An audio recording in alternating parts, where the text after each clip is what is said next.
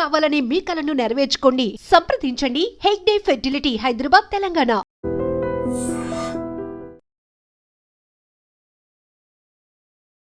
విశాఖ జిల్లాలో double murder తీవ్ర సంచలనం రేపుతోంది.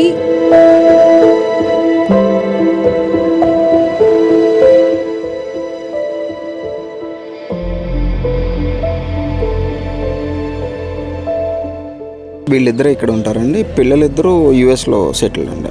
అంటే అమ్మాయి యూఎస్లో సెటిల్డ్, అబ్బాయి ఒక 2 to 3 months అయింది యూఎస్ వెళ్ళి.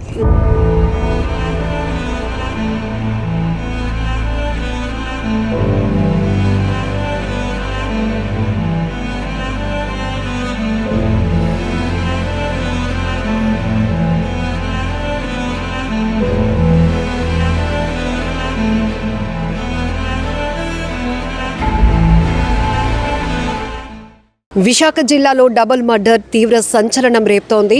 దువ్వాడ పోలీస్ స్టేషన్ పరిధి. మనమైతే ఇక్కడ రాజీనగర్ కాలనీలో ఉన్నాం. ఏదైతే నిన్న భార్యాభర్త డాక్యార్డ్ రిటైర్డ్ ఎంప్లాయీ యోగేంద్ర బాబు, ఆయన భార్య లక్ష్మి ఒకే ఇంట్లో ఉంటున్నారు. ఆ ఇంట్లో వేరువేరు గదుల్లో వాళ్ళు విగత జీవులుగా పడి ఉన్నటువంటి దృశ్యాలు ఇప్పుడు తీవ్ర కలకలం రేపుతున్నాయి. అసలు ఈ ఘటన ఎప్పుడు జరిగింది అనేది తెలియదు, కానీ నిన్న వాళ్ళ మేనల్లుడు చైతన్య ఇంటికొచ్చి చూసేటప్పటికి తాళం వేసి ఉండటాన్ని గమనించారు. ఆ తర్వాత కొద్దిసేపటికే స్థానికులు ఆయనకి ఇన్ఫర్మేషన్ ఇవ్వడంతో ఆయన ఇక్కడికి రావటం, పోలీసులు కూడా ఇక్కడికి చేరుకోవటం, క్లోజ్ టీమ్ కూడా ఆధారాలు సేకరించే పనిలో పూర్తిగా దువ్వాడ పోలీసులు అయితే ఈ కేసుని వేగవంతంగా దర్యాప్తు చేస్తున్నారు. కానీ ఒక్కసారిగా ఈ ప్రాంతాన్ని ఉలికిపాటుకు గురి చేసినటువంటి ఈ డబుల్ మర్డర్కు సంబంధించినటువంటి అసలు ఏం జరిగింది అడిగి తెలుసుకుందాం చైతన్య గారిని అడిగి. అసలు ఎప్పుడు చూసారండి? ఇద్దరే ఉంటున్నారా? పిల్లలు ఎక్కడ ఉంటున్నారు?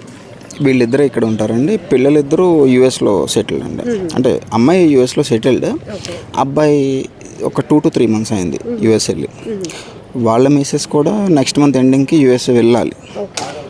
బట్ నిన్న నేను మా ఫ్యామిలీతోనే ఎవ్రీ మంత్ ఒకసారి వస్తుంటా. నేను ఆయన చెల్లెలు కొడుకుని. నేను ఎవ్రీ మంత్ నేను ఖాళీ ఉన్నప్పుడల్లా వచ్చి చూస్తూ ఉంటాను. మమ్మీ నేను ఒకసారి వస్తుంటాం, డాడీ నేను. వీళ్ళు కూడా వీక్లీ వన్స్ మా ఇంటికి రావటం, లంచ్ అలా వస్తుంటాం. నిన్న అలాగే నా మేనల్లుడు 10th పాస్ అయ్యాడని చెప్పి స్వీట్ ఇవ్వడానికి నా ఫ్యామిలీతో నేను వచ్చి నా కారు ఇక్కడ పార్క్ చేసినప్పటికీ డోర్ లాక్ చేశాను. బండి లేదు, అక్కడ బయటకు వెళ్ళి ఉంటారని చెప్పి కాల్ చేస్తే ఇద్దరు కాల్ లిఫ్ట్ చేయలేదు. మా పెద్దమ్మ గారు ఇక్కడే ఉంటారు, స్కూటీ ఉంటుందండి. మా పెద్దమ్మ ఇక్కడే ఉంటారు. అంటే ఆయన తర్వాత ఆవిడ సింగిల్ ఉంది, ఆవిడకి ఎవరు లేరు. ఆవిడనే ఈయన చూసుకుంటారు. ఆవిడ దగ్గరికి వెళ్ళి మేము టైం స్పెండ్ చేసాము. ఎక్కడికో బయటకు వెళ్ళి ఉంటారు అనుకున్నాం. ఒక 1 hour 1.5 hour తర్వాత వచ్చినప్పటికి అప్పటికి రాలే. మళ్ళీ కాల్ చేశాను, మళ్ళీ కాల్ లిఫ్ట్ చేయలే. సరే చూద్దామని మేము బయలుదేరిపోయాం ఇంటికి. ఒక 1.5 kilometers వెళ్ళిన తర్వాత మా పెద్దమ్మ మళ్ళీ కాల్ చేసి, నేను శీలానగర్ ఉంటాను, మా ఫ్యామిలీ శీలానగర్ ఉంటాం. ఇక్కడ నుంచి కొంచెం దూరం వెళ్ళినప్పుడు మా పెద్దమ్మ మళ్ళీ కాల్ చేసి కొంచెం ఇబ్బందిగా మాట్లాడారు. అర్జెంటుగా మళ్ళీ వెనక్కిరా. ఏమైందంటే మనం అబ్జర్వ్ చేయలేదు, ఏసీ ఆన్లో ఉంది. మొన్న ఈవినింగ్ ఏదో గొడవ జరిగిందంట, పెద్ద కేకలు ఏమని పడ్డాయి. ఇప్పుడు చూస్తే గుమ్మం బయట బ్లడ్ కనబడుతుంది, భయం వేస్తుంది. రమ్మంటే నేను మళ్ళీ నా ఫ్యామిలీ మొత్తం తీసుకుని వచ్చాను. చూస్తే బ్లడ్ ఉంది. అయితే బండి లేదు, బ్లడ్ ఉంది అంటే ఆయనకి వెల్ విషర్ ఒక ఆయన ఉన్నారండి. అంటే ఆయనతో డాక్యార్డ్లో ఎంప్లాయీ, ఇద్దరు సర్వీస్ చేశారు, ఇద్దరు రిటైర్డ్, రవి గారు అని చెప్పి ఆయనకి కాల్ చేశాను నేను. అంటే ఆయన ఫ్రెండ్స్ అందరూ కూడా నేను టచ్లో ఉంటాను ఎప్పటికప్పుడు. కిడ్స్ ఆయన పిల్లలు ఇక్కడ లేరు కాబట్టి ఆయన కాల్ చేస్తే ఆయనకి తెలియదు అన్నారు. అప్పుడు నాకు భయం వేసి, అంకుల్ మీరు రండి, ఈలోపు నేను మమ్మీ వాళ్ళని ఇంటి దగ్గర డ్రాప్ చేసి వస్తాను, నాకైతే భయం వేస్తుందని చెప్పి నేను వెళ్ళిపోయాను. శీలానగర్ వెళ్ళి మమ్మీని డ్రాప్ చేసి వచ్చేలోపు అంకుల్ ఎవరైతే చనిపోయారో వాళ్ళ అబ్బాయి ఫ్రెండ్ని పిలిచి ఇద్దరు బ్యాక్ సైడ్ వెళ్ళి కిచెన్ విండో ఓపెన్ చేసి చూసేపాటికి హాల్లోని పడిపోయి ఉండి బ్లడ్ కంప్లీట్గా ఉందండి. ఇమీడియట్గా ఆయన పోలీస్కి ఇన్ఫామ్ చేశారు. నేను వచ్చేపాటికి పోలీసు ఉన్నారు. అక్కడి నుంచి మేము చూడటానికి అవ్వలేదు, ఏమీ అవ్వలేదు. మీరు అంటే వాళ్ళు ఎవరైతే ఉన్నారో మీ అప్పుడు చనిపోయినటువంటి యోగేంద్ర బాబు గారు వాళ్ళ ఫ్రెండ్, ఆ తర్వాత వాళ్ళ అబ్బాయి వాళ్ళ ఫ్రెండ్ కలిసి వచ్చి కిటికీలో నుంచి చూసినప్పటికీ హాల్లో ఈయన ఒక్కరు మాత్రమే ఉన్నారు. ఆ సిచ్యువేషన్ ఎట్లా ఉందండి? అసలు చాలా ఇబ్బందిగా ఉందండి. నేను కూడా చూశాను. చెప్పలేము. మరి వెంటనే వాళ్ళ వైఫ్ ఎక్కడ ఉన్నారు అని ఆలోచన వచ్చిందండి, వచ్చింది. బట్ ఏంటంటే పోలీసు ఏమన్నారంటే కంగారు పడొద్దండి, చూద్దాము, బ్లడ్ ఉంది, కొంచెం ఇబ్బందిగా ఉంది, క్లోజ్ టీమ్ పిలుస్తాము, మీరేం టెన్షన్ పడొద్దు అని చెప్తే నేను మళ్ళీ మమ్మీ వాళ్ళందరినీ ఇక్కడికి తీసుకొచ్చేసాను. అప్పటికి మీ మామయ్య గారి కోసం ఆయన ఉన్నటువంటి సిచ్యువేషన్ బట్టి వరీ అవుతున్నారు. రెండోది అత్త ఎక్కడున్నారు అనేది అప్పటికి ఇంకా ఐడెంటిఫికేషన్లో అంటే బెడ్రూమ్లో ఏసీ ఆన్ చేసింది అంటే నాకు ఇన్నర్గా అత్త బెడ్రూమ్లో ఉన్నారని అనిపించింది.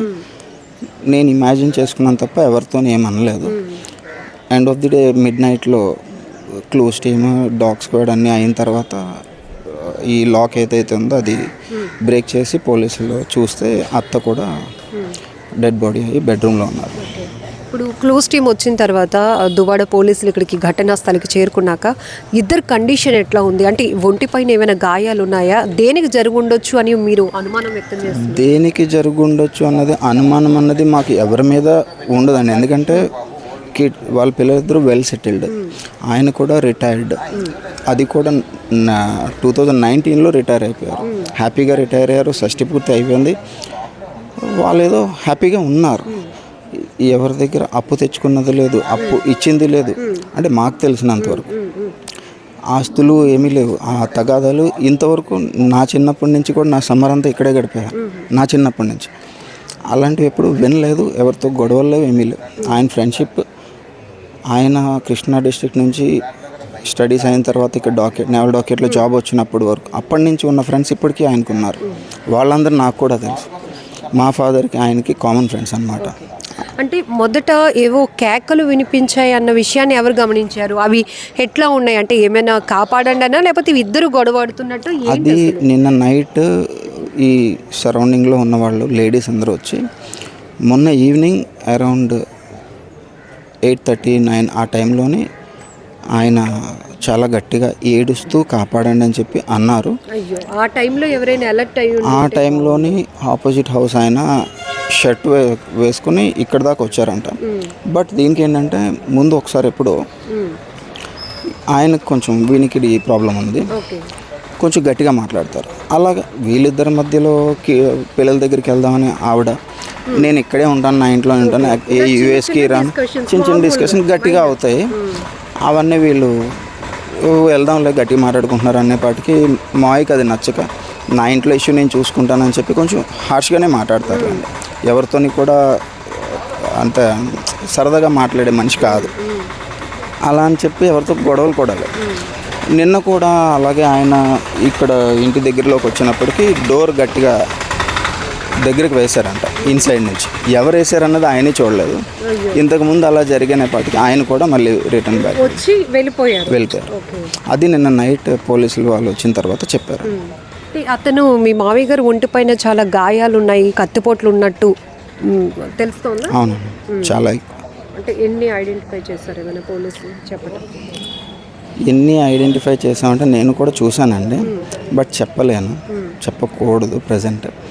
ఇంకా ఎవరు చేశారు, ఎందుకు చేశారు అనేది కూడా తెలియదు. బట్ టూ హార్ష్ అండి, టూ మచ్ అండి. వాళ్ళకి ఇలా జరుగుతుందంటే ఇద్దరికి కూడా సరి సమానంగా చేయాలన్నట్టు చేశారేమో తెలియదు, కానీ ఇద్దరు సేమ్ సిచ్యువేషన్ అండి.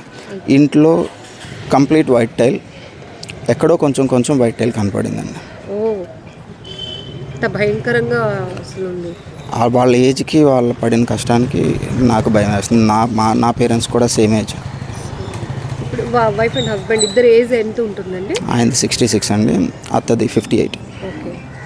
సో ఇవి అంటే పిల్లల దగ్గరికి వెళ్దాం లేదంటే ఇక్కడే ఉందాం ఇలాంటి టూర్స్ అండ్ ట్రావెల్స్ ఇష్టం బాగా. యూఎస్ కూడా 2-3 టైమ్స్ 6 months వెకేషన్కి వాళ్ళ అమ్మాయి దగ్గరికి వెళ్ళొచ్చారు.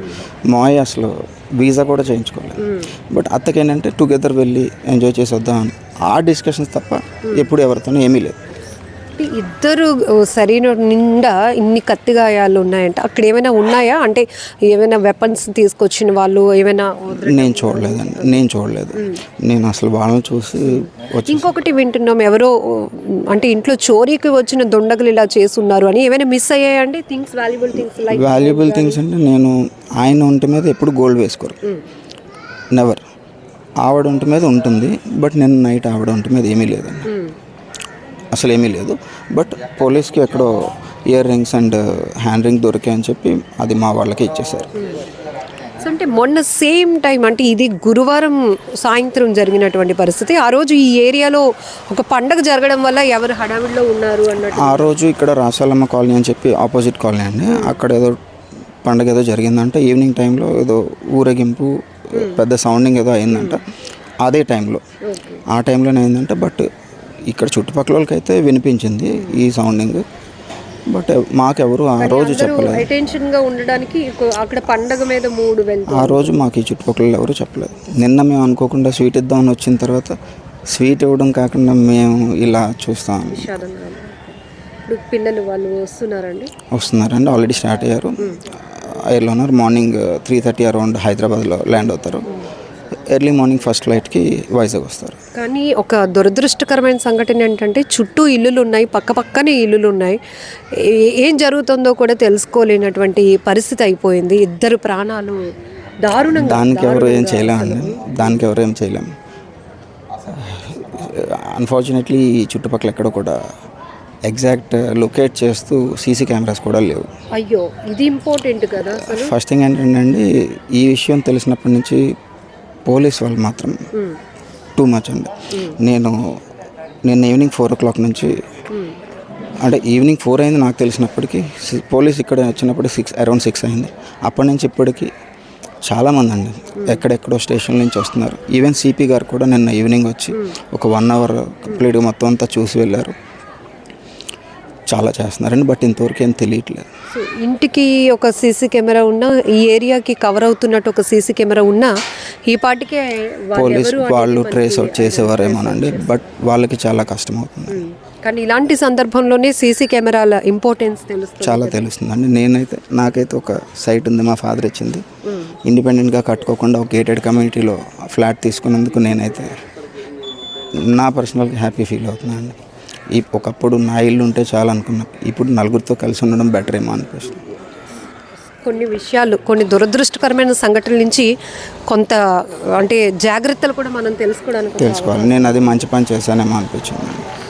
గేటెడ్ కమ్యూనిటీలో ఉండడం సేఫ్ అండి. అంతే, నా ఇల్లు నా భూమి అనుకోవడం కన్నా నలుగురితో కలిసి ఉందాం అనుకోవడం బెటర్ ఏమో అనిపించింది. నిన్నంటే నాకు తెలియదు. జనరల్గా ఇలాంటివి సినిమాల్లో ఉంటాయి, టార్గెటెడ్గా కొంతమంది ఏదో ఒక అటాక్స్ చేయటం, చంపేయటం. బట్ సేమ్ అట్లానే అనిపిస్తుంది. ఇంజురీస్ కూడా అలాగే ఉన్నాయండి. బట్ అదేదో వాళ్ళేదో వయసులో ఉన్నారు, ఎవరికేదో హాని చేశారు, అలాంటి ఇంజురీస్. ఆ ఇంజురీస్ చూస్తుంటే ఆ ఏజ్కి వాళ్ళు ఎందుకు అలా పడాలని పెయిన్ టూ మచ్ అండి. ఇది చాలా దురదృష్టకరమైన సంఘటన. రాజీనగర్ కాలనీలో ఒక్కసారిగా అందరూ షాక్లో ఉన్నారనే చెప్పొచ్చు. ఎందుకంటే వాళ్ళ పిల్లలు యూఎస్లో సెటిల్ అయ్యారు కాబట్టి ఇక్కడే భార్యాభర్తలు ఉంటున్నారు.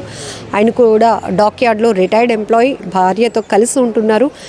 చిన్నగా వాళ్ళిద్దరి మధ్య అంటే ఊరికే పిల్లల దగ్గరికి వెళ్ళిపోదామని, లేదంటే ఇక్కడే ఉందామని ఇట్లాంటి డిస్కషన్స్ తప్ప ఇంకొకటి లేదు. కానీ ఇద్దరు ఒంటిపైన ఉన్నటువంటి కత్తి గాయాలు, ఏవైతే కత్తి పోట్లు ఉన్నాయో అవి చూస్తే తట్టుకోవడం నా వల్ల కాలేదు.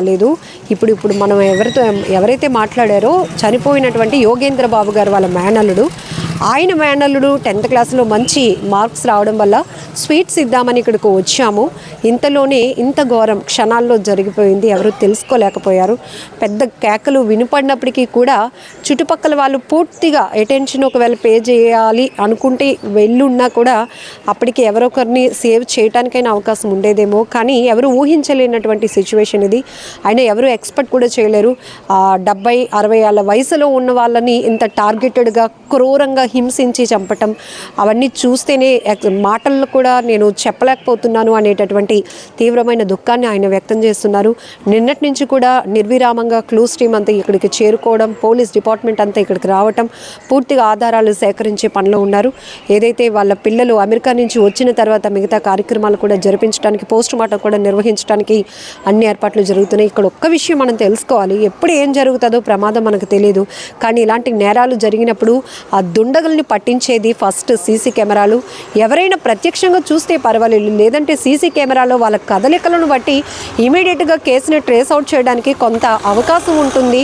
అది కూడా చాలా హెల్ప్ఫుల్గా ఉంటుంది పోలీసు వాళ్ళకి. కానీ ఈ ఏరియాను ఒకసారి మీరు అబ్జర్వ్ చేస్తే అది కూడా మెయిన్ రోడ్డుకి చాలా దగ్గరగా ఉంది. అక్కడి నుంచి ఇది 1 2 3 4 5 ఐదో హౌస్ అనమాట. అంతే ఈ వరుసగా ఉన్న ఇల్లులు కనీసం రోడ్ని కవర్ చేస్తూ ఒక సీసీ కెమెరా ఉండున్నా కూడా ఈ పార్టీకి ఈ డబల్ మర్డర్కి సంబంధించి ఎవరు ఇంత క్రూరంగా హత్య చేసి వెళ్ళినటువంటి దుండగుల్ని ఇప్పటికీ పోలీసులు పట్టుకోవడానికి కూడా ఒక అవకాశం ఉండేది. ఏదేమైనా చాలా బాధాకరమైన ఘటన అని చెప్పొచ్చు.